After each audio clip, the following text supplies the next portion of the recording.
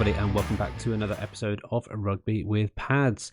Aren't you guys lucky? A couple of shows in the space of a week. You don't have to wait a month to hear the sultry tones of my voice. Not that that's what you're listening for. We've had some really, really nice success recently on YouTube. We've got started doing that. We started putting out some product on those channels as well, but rest assured all your audio listeners will be fully catered for throughout the off season, draft season and pre-season going on into the main season as well. There's so many seasons we've got to look at. But today we have got a special show. We've got an interview. Well, not an interview. It's been more of a sit down with Dan, who we've had on the show before. We're going to be talking some Dynasty topics, which is something that's very close to his and my heart. We're both in a Dynasty League together. Dan is very invested in that Dynasty League, and hopefully his passion shows through. We will be talking about some semi-breaking news. It's news that broke a little while ago, and that's just a tease it a little bit, so we'll do that at the start of the show. We will be going on into some rules and adaptations that we would like to bring to Dynasty, and we'll be taking some stances for and against some rather radical changes as well. And we will finish off with Dan calling me into account, I guess, for the power rankings that I did the other day. Now, maybe I was on a bit of a power trip. I don't know. But we've gone through all of the teams again in a bit more detail. We've looked at what the number one need is for each of the team and what their best asset is. And that's related to the upcoming draft, which is going to be on this Thursday. In mind of that, I will be releasing a version 2 of my mock draft because everything's changed. Because of the said news, though, you'll probably understand it if you're keeping up. But we'll do a bit of an update on the mock draft coming up as well. We'll put my best foot forward. Not that I think I'll get many right. If I get 3 right, I think I'll be happy with that. Maybe it's the first 3. I don't know. Probably not even that. But without further ado, let's jump into the content that we recorded yesterday, and I hope you enjoy. Right, welcome back, everyone. And we are joined by one of our favourite guests, Dan. Dan, say hello to everyone. Hi, everyone. Good to be in person on a video for the first time. Yeah. So this will be the first time Dan is broadcast to the world, so be nice to him. Dan has, you've been playing now, remind me now, for a little under a year on Fantasy, haven't you? You're coming up to your anniversary. Yeah, still yet to actually do a draft. But yeah, I think about a year now. So it's big news coming up in the next, is it 2 weeks' time? We've got our rookie draft coming up. Yeah, no, I've got the 101. So I wait to see if I put my card in right away or take the full 24 hours to build some suspense. I mean, if you got the 101, you're going for Bijan, aren't you? But we'll get into that in a little bit. But lots of draft talk at the moment. So we're recording this the Tuesday before the draft. So what I wanted to do today is look a bit.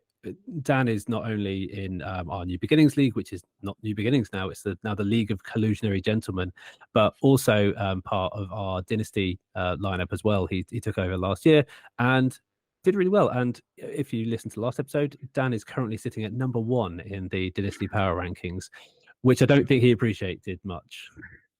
It's bad juju, is what it is. It is indeed. But yeah, maybe I'm just trying to get in his head a little bit. But we wanted to talk a little bit about Dynasty, and today's Dynasty Summit, we'll talk about some wider topics that we've mused in the past, and just talk about how we can make Dynasty a more appealing game to play. Because we were speaking this morning, and it was funny. We were trying to G on a few of our teammates saying, "Oh, the draft's coming up soon," and they just weren't responding. And for us as we are habitual fantasy players. I will check my lineup even if there's not a game on first thing in the morning every morning. And it sounds like you're much the same. We don't have a particularly active league. We've got a bit of a passive league. It's quite casual, which is nice. It's nice entry league, but what I want to talk about is some of the things that we can make to make this format a bit more interesting. But there is some breaking news that we can't not talk about, and we'll start it off. Rodgers was traded. Dan, your thoughts?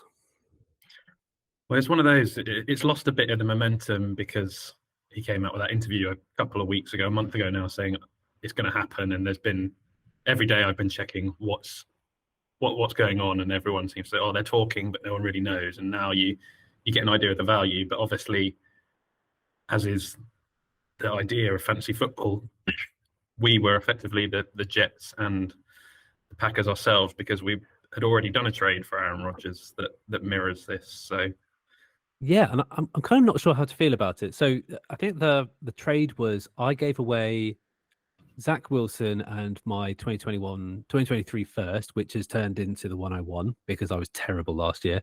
And you gave me Aaron Rodgers, but there was a clause that if you retired before the draft, before our rookie draft, I get back your second, which is the 205. yeah, Correct? I think at the time I even said I would give you back a first, and then it somehow got wrapped up in we did a T Higgins trade, and we then downgraded That's it. right. Yeah, because I It's think all you were sounding nice a on lot T like Higgins. Yeah.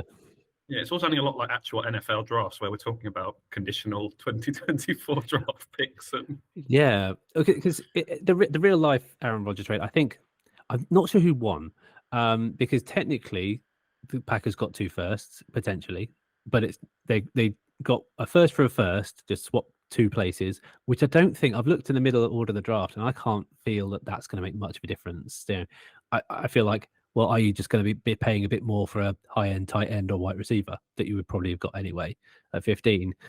Um, but maybe it gives them a bit more draft capital to go for multiple picks if they're looking to, you know, so they can trade back again to the 16 and get a 25th or something. I don't know. There's a couple of different things they could do, and there's plenty of teams with multiple picks in the draft as well. The Eagles, the Seahawks have, you know, got a bevy of picks. I think we'll see the yeah, exact Texans and the Cardinals will probably want to get out of that three. But yeah, our one was similar. And I'm trying to work out whether I'm actually happy about Aaron Rodgers on the Jets or would I want that second rounder?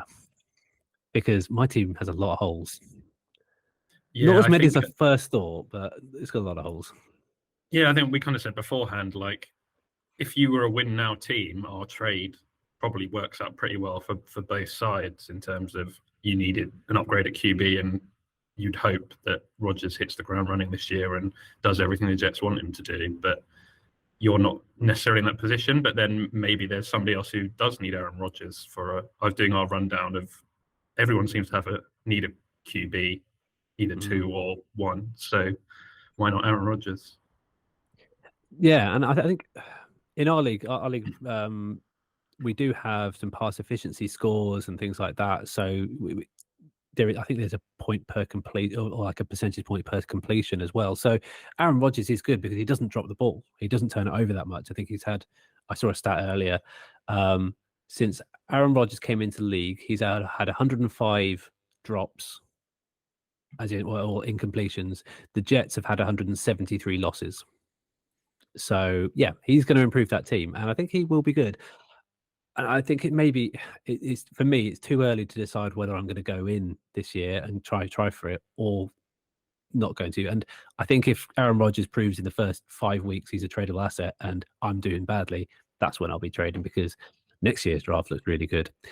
But yeah, that's Aaron Rodgers. I'm glad it's finally gone through. Next, we just need to see Lamar sign with someone, anyone. Please sign. Just pay the man his money. Exactly, yeah. So talking Dynasty, what's been your highlights playing Dynasty? Because it's the second format you've ever played in your first year. What's been the highs and lows? I think I think we talked it before. It's your chance as close as you're going to get to being a GM of an actual NFL team, and I think that's in itself brings the highs and lows of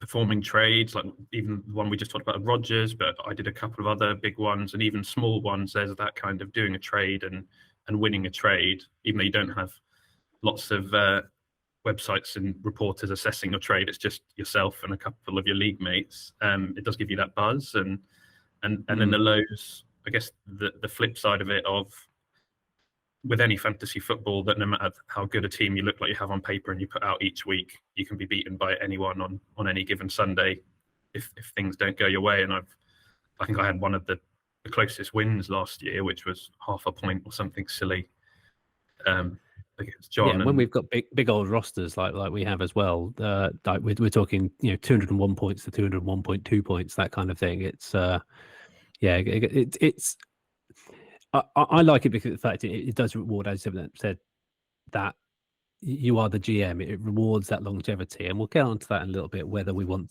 whether that's the appeal for us, but maybe it detracts for other people who are a bit more casual around the sport. We've got some new rules coming into this season, and in our league, the winner of the league puts in some new rules. I want to know two things from you. The first is we've got the rookie draft picks have to play. So if you draft someone, you have to play them. You have to play a rookie each year, which benefits some people who have the 101, like yourself. Benefits people like me, who I've got 5 draft picks, I think, or I'm amassing them at the moment. But less so for people like John, who has a 4th rounder. So it's going to, severely hamper his team. He's going to have to trade for probably a rookie to play each week. What do you think of that for a start? Personally, I quite like it. And if you win this year, again, not putting the juju on you, but if you were to win this year, what rule would you think about putting in place? I like it as a rule. I think it puts a bit more emphasis on the draft. I think in some leagues, and ours is definitely one of them, where people see the draft as not an afterthought, but a way of padding out a team that might be already good. Whereas I think the incentive here is you have to you have to actually look at it and pick players that you think are going to play each week. And it's definitely framed my thinking of before. I might have thought of trading the 101 away, and I might still do, but it would have to be a pretty good haul now, because with being able to draft Bijan, I hopefully, touch wood, if he goes somewhere where he should go, have someone that I know is going to be, they're going to have to give the ball to every time, and he is going to play every game if he's fit. And that means I probably could take a bit more of a chance on the back end of the draft on thinking for the future and some long shots who I don't have to worry about playing each week. And I think it's probably the same for everyone. You probably need to draft. Your first pick needs to be someone who's going to play each week. And some of these QBs, yeah, you might need a QB, but can you afford to spend your first draft pick on a QB who might sit for a year behind someone else?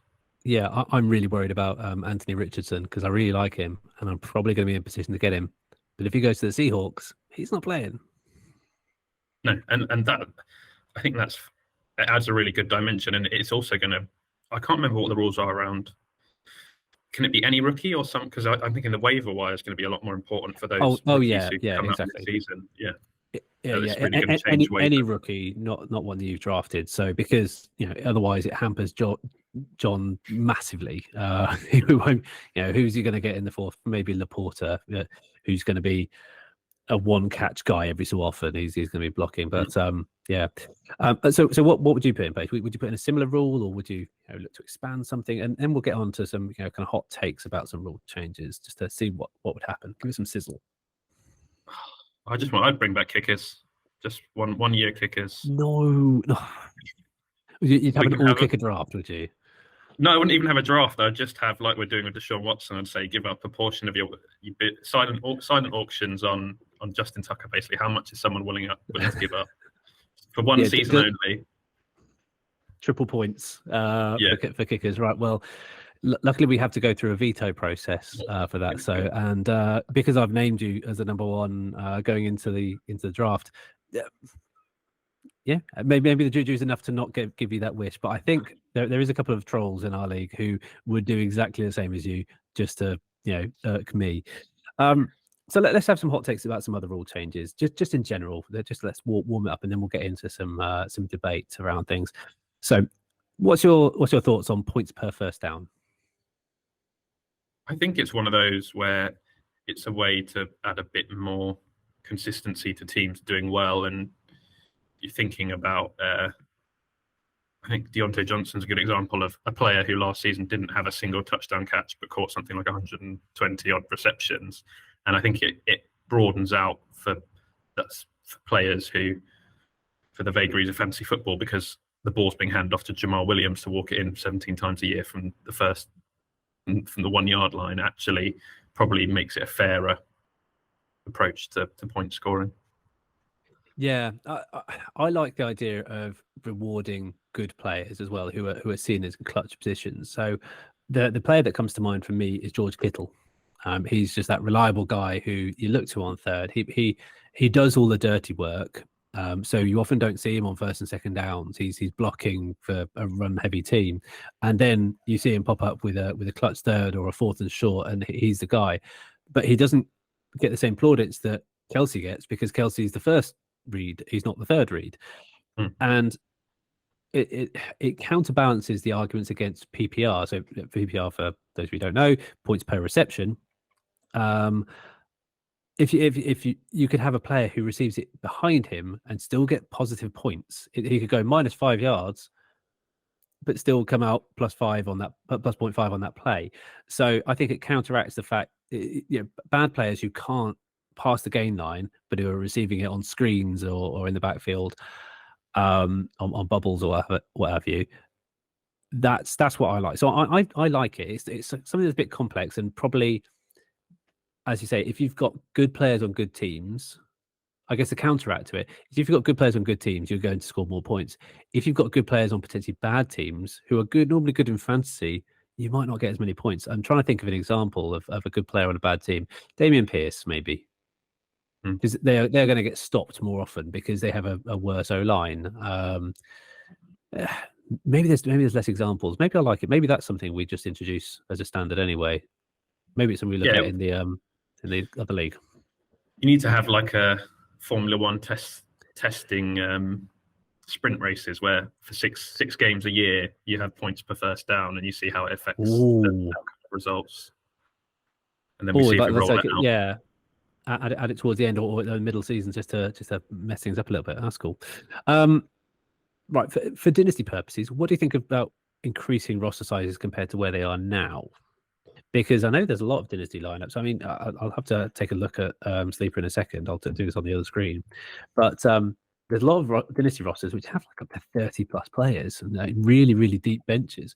And, if we look at ours, we've got 2, 4, 6, 8, 10, 12, maybe 20. So we are a lowly, but I think that was, we reduced it slightly because there was not much activity on the waiver wire, and there's that balance. But I think once my thought is that once you get to a point where you have such a big roster that players who maybe don't make a difference directly to your team, but could make a difference in the ladder and the long-term roster construction really come to the fore. But what's your thoughts? And does that make it a bit more inaccessible if we raise the roster limits?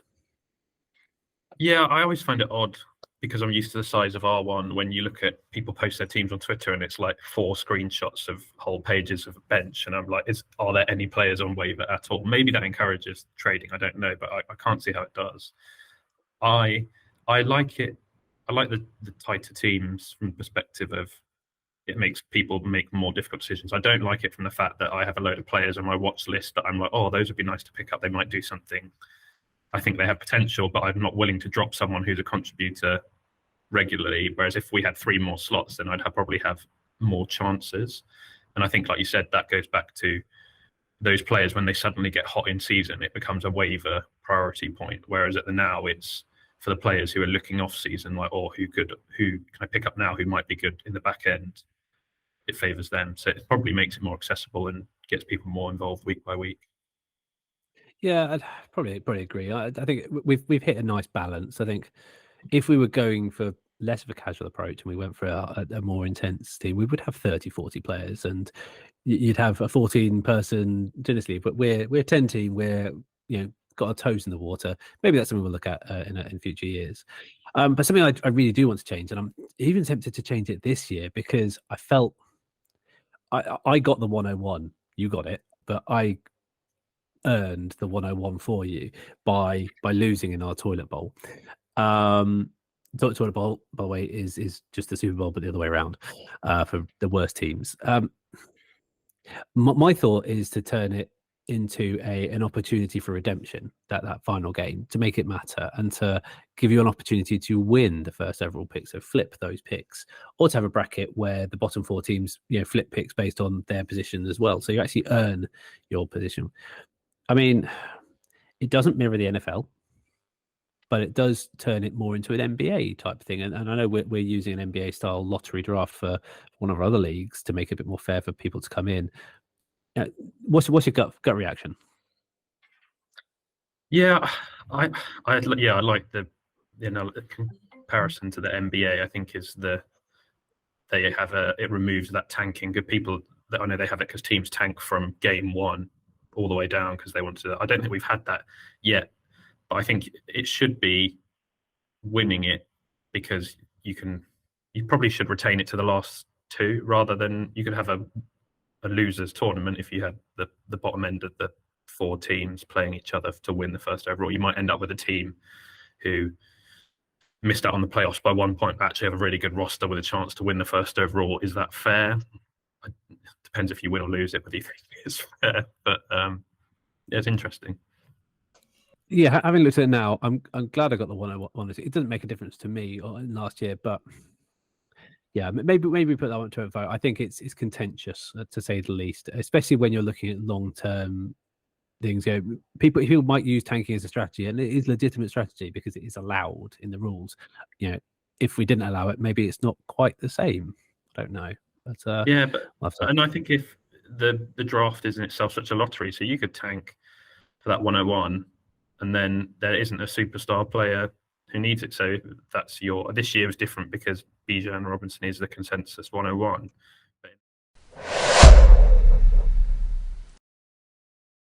No, we covered a wide range of topics yesterday in that initial salvo, including Rodgers, which I was trying to bury the lead at the start. Very important piece of news there for fantasy and for real life football as well. In the next segment, we moved on into some more deep dive fantasy topics as well, mainly around the wide ranging possibilities that you could take Dynasty to make it more appealing to the mass audience. We talked a little bit already about some smaller rule changes, but what we wanted to do is look at something that could seismically shift a Dynasty team or Dynasty league and make it potentially more appealing for people coming in, and just I guess make it potentially even make it shorter form as well, because building a dynasty over 10 years is a big investment for some people. So without further ado, we'll get back into the content. Let's have a look at some wider topics, shall we then? So we've discussed this at length. We've gone back and forth over text, much to the annoyance of both of our wives. Long streams of text and saying, "Oh, who are you texting?" My girlfriend. But no, it's just Dan talking fantasy. And we thought about how we can potentially make, because you're a dynasty player who's come into a dynasty league as a newbie, and it maybe is a little intimidating, but maybe because we're a bit more casual, it's not been as bad. But I wanted to look at some big ideas to shake up the dynasty status quo and to see what we could do with it. So we'll start with the first topic, which is turning it more into an extended keeper league, and it's a partial redraft every 3 to 5 years. Now, do you want to take for or against on this topic? I'll go 4. Okay, all right. So what are your? I'll let you go, and I'll rebut on that back end of that. I think it's again liking it back to real life, where when you draft a player, they have a rookie contract of 4 years plus the option to extend it for 5 years. So if you took that as when you draft from the start of a dynasty draft from a startup, if you assume everyone there is, say, a rookie pick, you have them all for 4 years, and you can extend a certain number of them for an extra year as your keeper. And I don't know if there's you find a way to then some sort of free agency bidding on your FAB budget. It all gets a bit more complex at that point. But I like the concept of having a certain number of players who are keepers based on when you draft them. So if you drafted them at the startup, they have a fixed term unless you want to extend them. But part of extending it is you don't get to keep another player. I don't know how the way to work it, but I feel like it is a more realistic representation of how rookies come into the league and stay on teams. Okay, so it maps it more there, but I guess the argument against is this is not real life. This is not the NFL. So what we're actually doing is we're putting a constraint around this, that we're looking to have teams that we take on for generations. If I want the next Brady for the next 25 years on my team, not that I think anyone will play for that long ever again. I should be able to do that, shouldn't I? This is my fantasy after all, not reality. Although I do like the idea of increasing complexity through contracts. uh, and bidding on players. But I think you could probably create a middle ground around this with auction leagues, and turning auction leagues into keepers. I think that's where you probably land. So maybe that's something we explore. That's a kind of middle ground. So every year you have an auction for your rookies. That you have a budget for. Every year you have an auction for your veterans that are retiring. You have a certain amount of franchise tags potentially that you can apply there, but you can't apply a franchise tag more than once to a player. Yeah, we could create something quite interesting there, and maybe that's something we'll do a topic on mid-season about different formats that we could potentially look at. Okay, this one, another contentious one, trade deadline expansion. So we talked about this last year, but I can't remember who was the title match against. Was it Tim and Boz? No, Yeah. no, Tim and John, wasn't it? That was it. Yeah. Yeah, and there was talk because each of them had very tradable assets, and they could have done some good stuff with this. Obviously, at that point, their next year's pick isn't worth much, but they could wrap multiple picks up for that team that would just take them over the line. And in the end, I think it was a bit weird because this was the Bengals Bills game, so our title match had a bit of an asterisk on it. Thank goodness Damar Hamlin's going back, but it didn't half mess up fantasy. But what would you say? Trade deadline expansion, taking it right up until the championship game, for or against?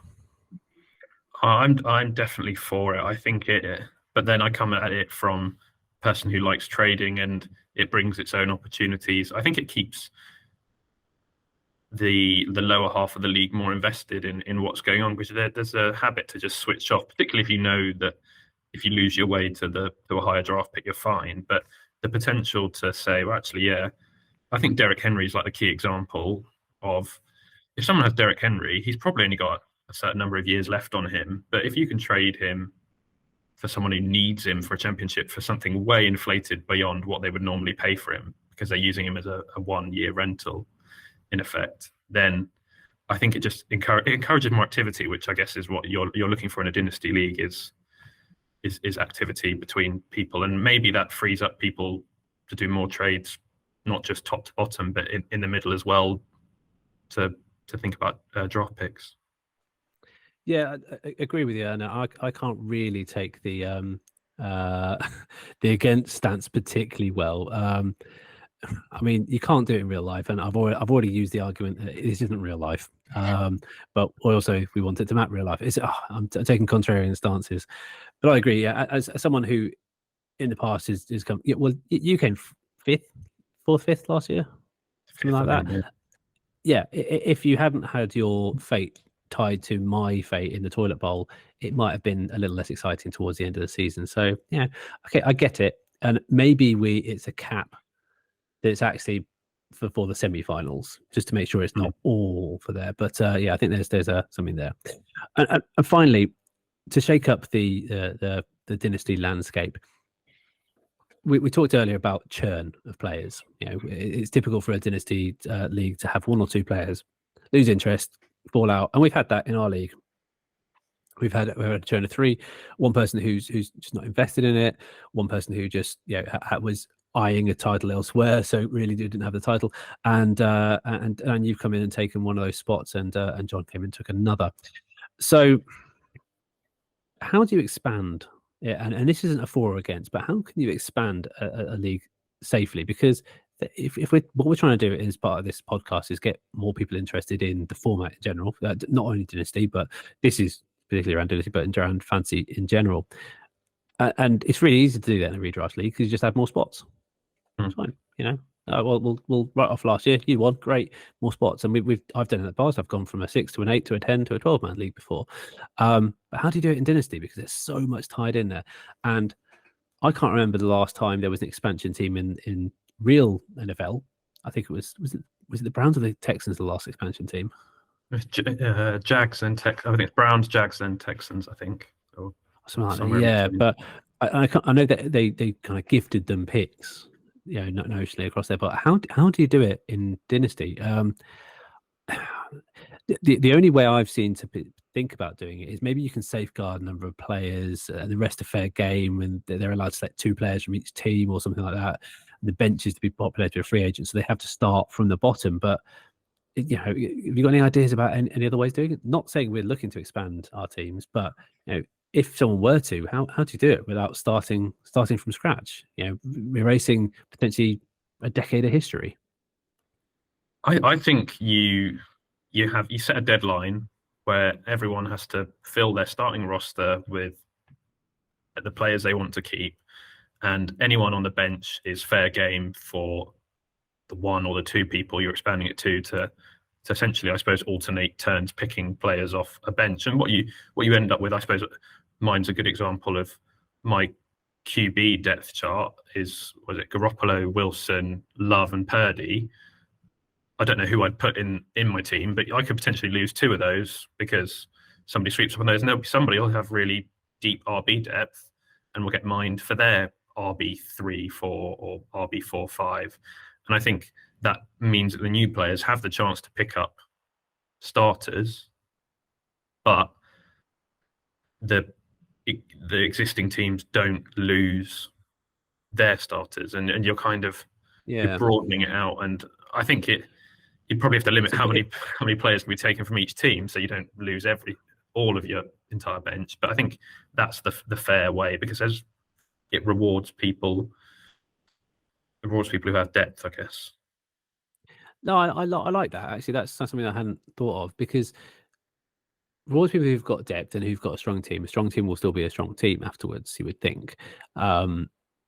There's a strategic decision: do I go for youth or experience? Do I keep the veterans? Do I keep the young guy who's going to be on my team for the next 5 years? And then there is the concept that an expansion team you wouldn't expect to be winning first year.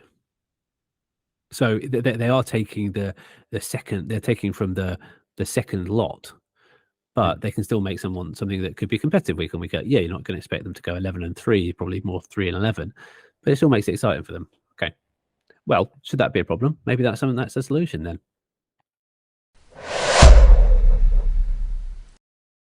And we'll jump straight back into our last segment in a second, but just to intro it, Dan and I had split up the teams in our Dynasty League, and we took a look at it from the perspective of what is the major need going into the draft, and what is the major asset that each team has, and judging them across the whole league holistically. I guess it's to call into account my power trip on the power rankings the other week, but also to make sure that everyone's aware that the draft can have a seismic change on your team as well. So we'll actually have the teams up on the screen on YouTube. So if you want to have a look at it there, for all of the information, so you can see what we see, it's all on YouTube.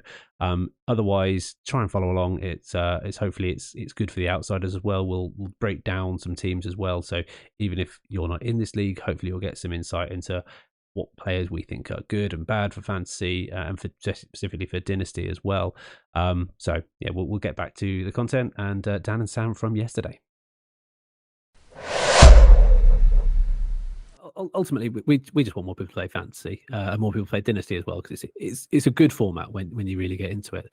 And I think one of the best parts of the format, and this is segueing on seamlessly, is the fact that you can talk crap about your opponents all the time, and you build those histories, you build those stories behind it. So what we've done is we've broken down the competition. Now you listened to my last episode, and did you watch on YouTube?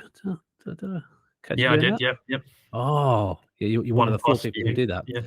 Yeah. We are just experimenting with that format at the moment, but I gave some power rankings to everyone, and based on some historical stuff, based on some new stuff, and based on my gut feel. But to be fair, they're badly weighted, because the more recent recency bias comes in there. So what we've done is, if I've asked Dan to take a look at some of the teams, and have a look at what's their number 1 lead and best asset, because we're coming into the draft. So what do they need to happen in the next couple of weeks, whether it's be in the draft or in free agency or whatever, and to make their team good and what is their best asset, either for trading, because we love trading, and then we'll have a look and see whether we like the ranks, whether we're going to push them up or down a little bit. So what we'll do is I'll kick off, and you know what, because I hope he listens to this and he probably won't listen too far in. I'm going to kick off with Ed, and we've divided the team. So Ed came in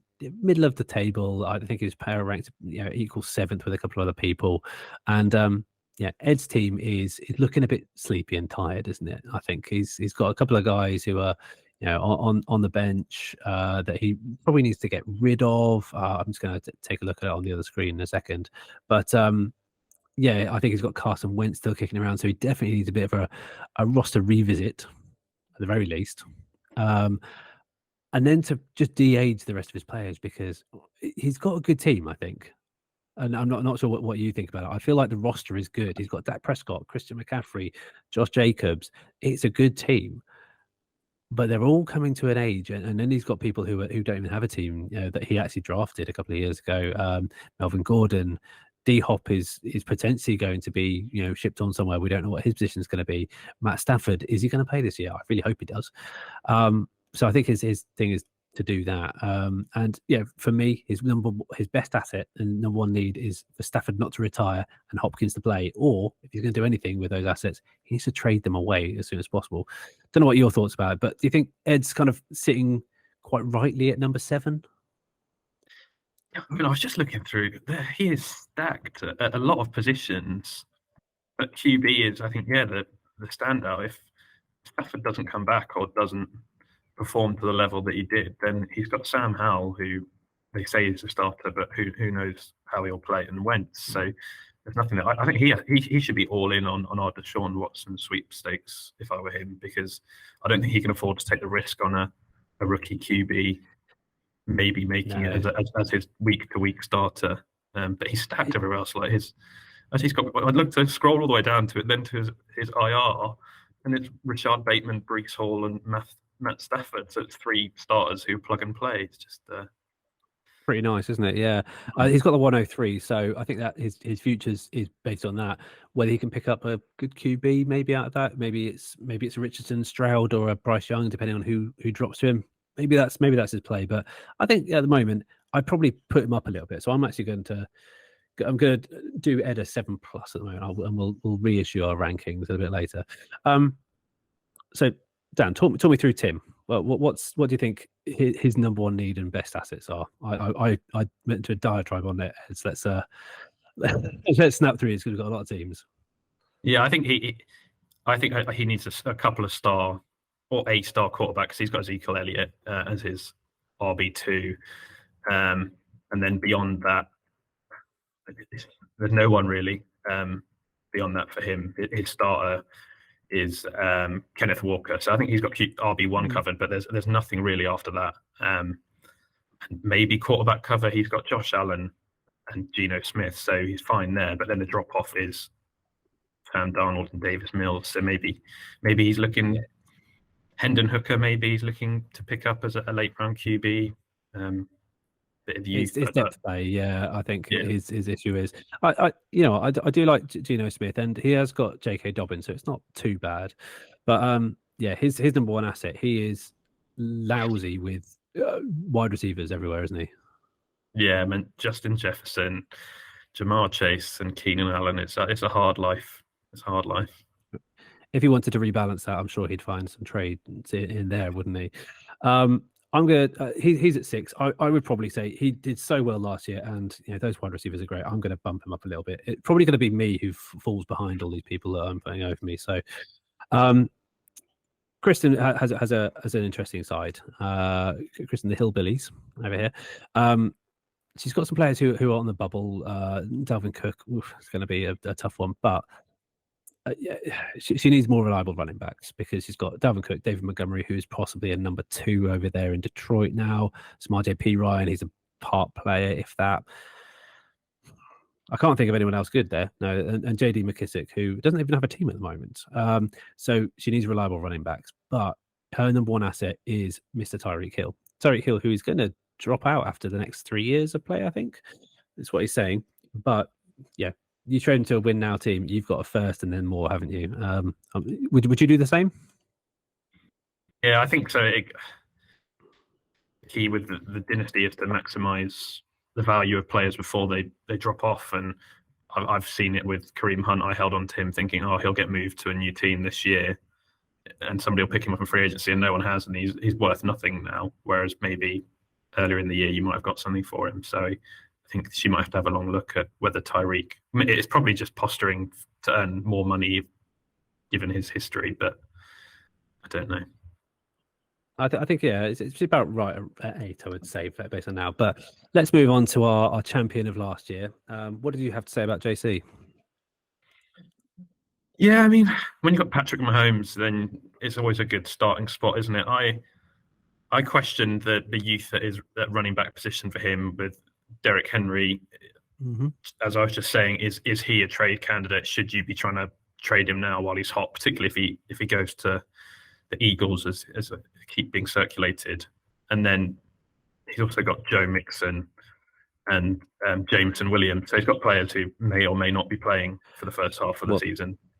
Yeah, and I know John's interested in 2024 first round picks because he's tried to do a deal with me already, and I might take him up on it maybe after the draft. We'll see.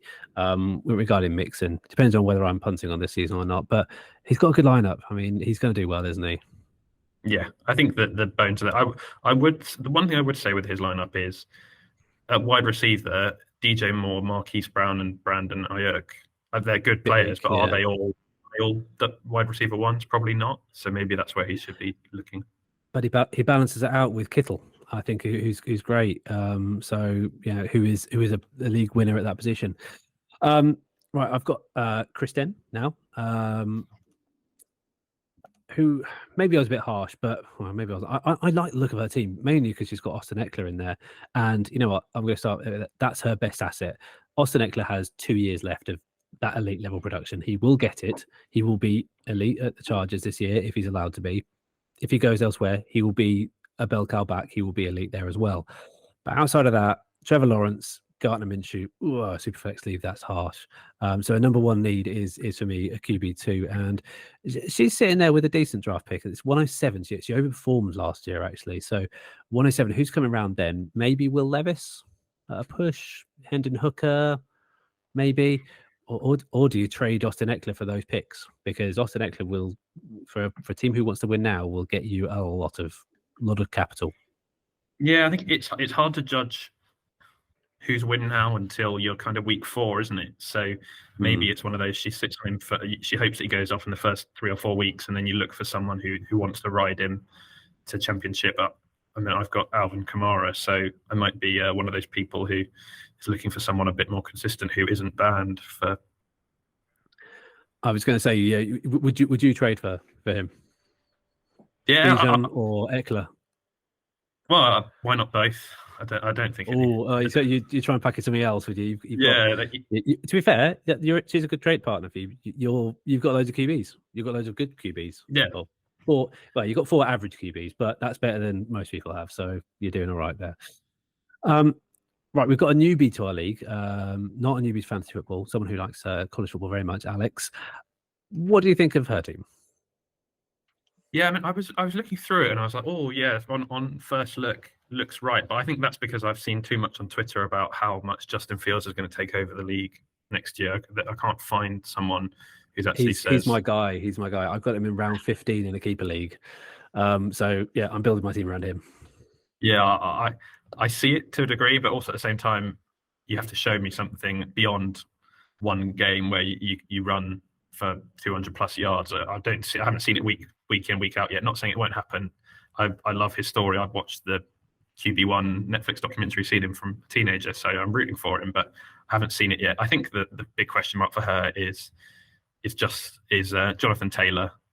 Is he coming back, or is this the slow downgrade that people always talk about with drafting running backs? That you get 2 or 3 good years and then they'll go missing and come back. So I think. Sorry to interrupt, but you've put down Kyler and Fields as her top assets. Would you trade one of them? I've sent her a trade for Kyler Murray, so You're hoping she will. This is a wish casting. She's got the 102, so yeah, she can do a lot with that. I would trade back. That's for me, based on her position, who she's got. She's not going to take a quarterback there, I don't think. But no. I'd look at trade back.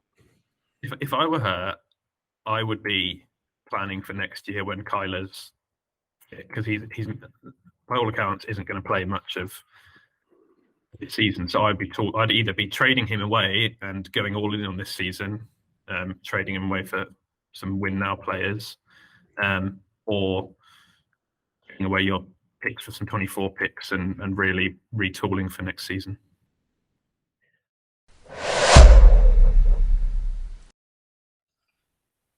He's got an interesting ladder. He's you've picked up most of his draft picks for the next 2 years, which is great. But he's got a really nice team, and I think he's got a team that could definitely win now. He's got some players he needs to get rid of, but Joe Burrow and Jalen Hurts, best assets you've got out there. He hasn't got much else.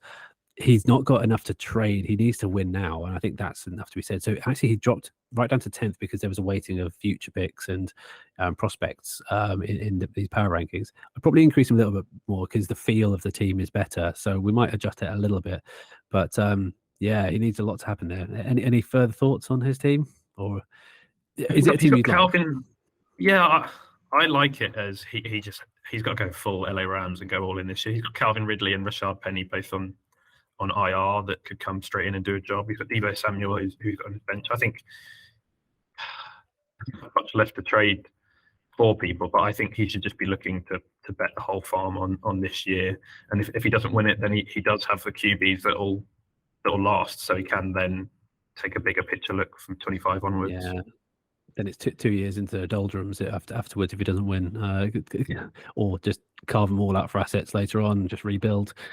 I'm going to stick with my turn, and I'm actually going to do yours first because I want to hear your thoughts on my team last. Because apparently I was too buoyant on my teams according to JC. So I'll put you as number one. Again, no bad juju. I just genuinely like your team's lineup, but maybe I like it a little less having looked at it a little bit more because Jimmy G and Russell Wilson is not a QB set I'd like to go for, but you do have a lot of strength. Yeah, you've got a 101, and you've got your biggest need, in my opinion, was an RB1, which you've got, and you've got a team that performs high in a PPR format. You've got T. Higgins, Mike Evans, who is great still, Devontae Adams, Kyle Pitts, who might finally have his breakout. I'm worried about Alvin Kamara missing some time, but great team, and I'm really interested to see what you do with the 101 this year. Yeah, I mean, my team, it's one where if everything. It doesn't even need everything to go right, to be fair. If 60% of it goes right, then it should be really strong on paper. But you look at my four quarterbacks and you think Garoppolo, Wilson, Love, and Purdy, all four of those could maybe not be playing by the end of the season. Things really don't go well. So we'll wait and see. It's dangerous, yeah. But I don't think you quite need to win this year. I think you're getting close. But all right, give it to me. What do you think of my team then? You're just in a really odd position, I think, where you're probably too far from. You look at your quarterbacks and you think, oh, Rodgers and Herbert, you could build a win now on that, and then you look at the rest of your lineup and you think, actually, you're probably from being able to win now. That I think you should be using Rodgers as trade bait for someone who does want to win now. I think you. Yeah. Do you want to trade back for him? Yeah, later in the year. Let's see. You want him back? I'll do two firsts. Yeah, I'll take that 101 off you for sure. You're right. I'm in the middle of nowhere, really. Yeah, I think now that Rodgers has actually moved, he probably is one of the best assets because there's so much hype around him. His trade value is going to go up. Herbert, I can't get rid of Herbert. I love him so much, so I'm never going to get part with him. So, please don't wish cast that. But I've got a lot of people, and we'll see later on in the year during my Road to Redemption story arc how things are going to come about. So I'm hopeful I can do some damage this year. I think if it's by week 3-4, if I feel like it's not going my way, then it's going to be full tank. But we'll have to see what the draft happens. What happens in the draft. And that, of course, brings us towards the end of our session here today. I just want to ask one final question. We've done a bit of a draft preview, but what one thing do you want to happen in the draft? And okay, what's your big hot take or bet in the draft? Like wild opinion, do you think might happen? I'll give mine first. I don't think CJ Stroud will be picked up in the top 7. I think he's dropped that in that many people's minds that I think he will possibly be the 3rd or 4th quarterback off the board now. That maybe was more of a hot opinion. I've had that opinion for a little while, but maybe a bit more hot opinion a couple of weeks ago. But yeah, based on now, I might even put some money on it actually. Yeah, hopefully I don't get banned from NFL buildings. Sorry, Jameson Williams. But yeah, that's my hot take. And in terms of what I want to happen in the draft, now I'm really rooting for the Jets to consolidate and build around Aaron Rodgers. Give him a good left tackle. Give him a new good center. I don't know. Just do something like that. That's what I want to happen in the draft. What do you want to happen in the draft? Yeah, from a personal standpoint, I want Bijan Robinson to go. I don't know where I want him to go, but to them boys, somewhere good, somewhere where. Yeah. Actually, no, I don't. He doesn't even need to go to a good team, because if he goes to a bad team, then he'll just get all the carries and they'll just work him like a dog for 2 years. Damian Pierce as of last year. Yeah. But in terms of what I think might happen, I think that Jets Rodgers trade means the Packers are 100% going to take a wide receiver at the 13th slot, even if it means reaching on what they should do, because it is a salt in the wound. The way that marriage has ended, it would just be chef's kiss for the Packers to pick up a wide receiver 1. Oh well, that is salty and spiteful at the same time. I love it. I love it. And yeah, but Green Bay don't pick wide receivers in the first round. They've got a very good history of second round picks, but times are changing, aren't they? I think we've said all that needs to be said. Dan, thank you very much for your time today. Really appreciate it, and we'll hopefully hear from you very soon. Yeah, thanks a lot. Thanks for having me, and see you all on the virtual gridiron soon. Well, that leaves me to say thank you again to Dan for taking the time to speak with me yesterday. Really appreciate it. Did not appreciate you stealing my sound off, but that's what it is.